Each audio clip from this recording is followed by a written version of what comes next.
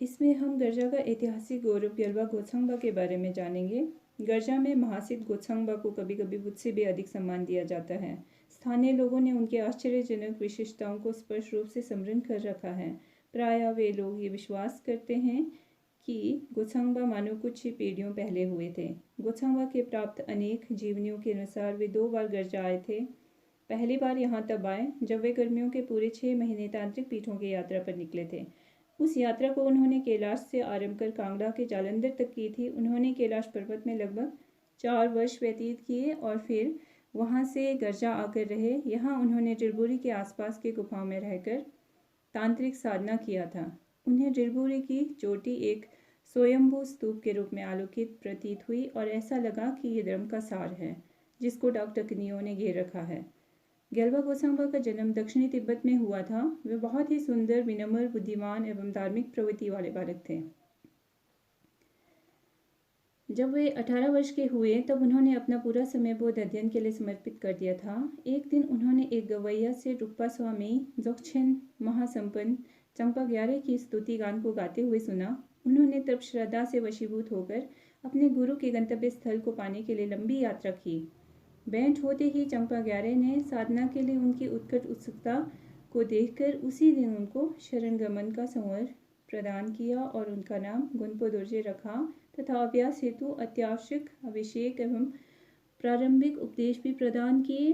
तत्पश्चात गोत्सांगबा ने रुक्पा थमचद खेनपा के सन्निकट रहकर तत्काल ही उनके निर्देशों के अनुसार साधना करने लगे। कठोर साधना गृह में उन्हें बहुत ही दिव्य मांगलिक अनुभूति हुई, अतः वहाँ उन्होंने दृढ़ संकल्प लिया कि वे कठोर साधना के पथ से कभी पथभ्रष्ट नहीं होंगे और इसी जीवन काल में अपने गुरु के सदृश बनकर अनगिनत सत्वों को विविध प्रकार से लाभ पहुँचाएंगे। इस तरह अपनी मनोकामनाओं को परिपूर्ण करने के लिए उन्होंने गहन श्रद्धा उत्पन्न की तथा समस्त प्राणियों के सम्यक बुद्धत्व की प्राप्ति के उद्देश्य से अपना अधिकांश जीवन स्वार्थ रहित करुणा के साथ एकांत आश्रम में दृढ़तापूर्वक निवास किया। जब गोत्सांगबा 23 वर्ष के थे तब उनके गुरु का देहांत हो गया। सभी शिष्यों को दिए चंपा ग्यारे के अंतिम वचनों का पालन करने के लिए उन्होंने तुरंत ही पर्वतों में साधना करने के लिए प्रस्थान किया। जब उन्हें और भी आगे गुरु का मार्गदर्शन की आवश्यकता का अनुभव होता था तो सामान्य रूप से वे अपने गुरु से प्रार्थना किया करते थे। उनकी अपनी श्रद्धा एवं ग्यल्वांग रुक्पा के प्रभावशाली अधिष्ठान से प्रायः उनका पथ प्रशस्त होता था। फलतः वे बुद्धत्व के पद तक पहुंचने में सफल हुए। कालांतर में उन्हें जेत्सुन मेला रेपा का अवतार माना जाने लगा। वे सचमुच में अनासक्त भाव का अभ्यास करने वाले एक योगी थे तथा अपने प्रिय गुरु द्वारा प्रदत्त समस्त शिक्षाओं का हृदय से पालन करते थे। उन लोगों के लिए जो सचमुच में एक ही जीवन काल में बुद्धत्व लाभ करना चाहते हैं, उनके लिए समस्त परंपराओं द्वारा उन्हें उद्धृत किया जाता है तथा उदाहरण के रूप में प्रस्तुत करते हैं। गोत्सांगबा ने क्रमशः भ्रमण करते हुए 12 प्रकार के निजी संवरों को अपने अध्यात्म साधना एवं गतिविधियों के आधार के रूप में ग्रहण किया। उनके वे सभी ऐतिहासिक संवर अनासक्ति भाव से संबंधित थे, दूसरों के दुखों को स्वयं लेते एवं समस्त प्राणियों को अपना गुरु मानते थे, दूसरों को सुख प्रदान करते तथा उन सत्वों के बुद्धत्व प्राप्ति के लिए दृढ़ संकल्पित थे। गोत्सांगबा ने अपने जीवन के प्रत्येक क्षण में साहस के साथ उन सब का निरीक्षण किया। उन्होंने अपने तीर्थ यात्राओं के द्वारा अपने आध्यात्मिक पूर्वजों के गुफाओं की खोज की। उनके अपने गुरु भी चक्कर संवर के एक अवतार थे, इसलिए गोत्सांगबा उनकी साधना एवं तीर्थों से बहुत जुड़े हुए थे और वज्रवाराही एवं चक्कर संवर से संबंधित अनेक पवित्र स्थलों को खोजा।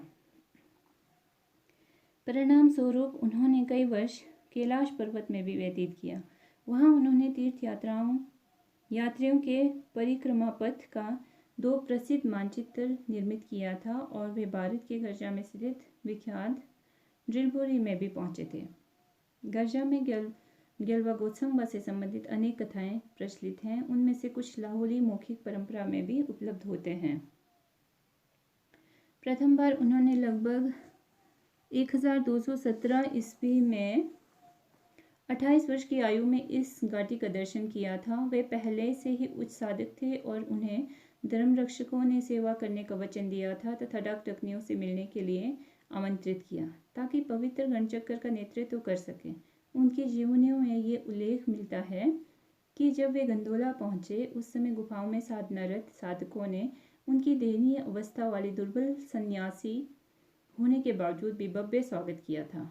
जालंधर एवं कुल्लू से लौटते समय कुल्लू घाटी में लूटे जाने से वे करीब करीब नंगे हो गए थे। तब उन्होंने अपना चौथा प्रसिद्ध संवर ग्रहण किया, जो मुझे हानि पहुंचाएगा मैं सर्वदा उन्हें कल्याण एवं स्नेह भेजूंगा। आश्चर्यजनक रूप से गर्जा के लोगों ने दशकों पूर्व रहे अपने गुरु के बारे में सुना तथा उत्साहपूर्वक श्रद्धा प्रकट किया।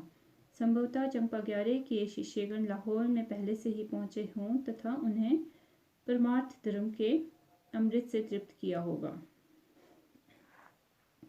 गंडोला में रहकर गोत्सांगबा ने उसके आसपास के अनेक गुफाओं का दर्शन किया तथा वहां प्रभावशाली ज्ञान प्राप्त करते हुए अपने साधना में और भी अधिक वृद्धि की। भिक्षुओं एवं ग्रामीण लोगों ने उन्हें भोजन और वस्त्र भेंट किया। उसके प्रत्युत्तर में वे ये कहते थे कि मेरे पास जो कुछ है उससे ज़्यादा मुझे और कुछ नहीं चाहिए। यद्यपि उनके पास विलक्षण अध्यात्म बल के अतिरिक्त कुछ भी नहीं था जो गंभीर श्रद्धा के बल से उत्पन्न हुआ था। ये भी कहा जाता है कि उन्होंने अपनी साधना के तेज से संपूर्ण गर्जा को पवित्र बनाया था। वहाँ के समस्त निवासियों को उन्होंने मोक्ष के पथ पर प्रतिष्ठित किया था।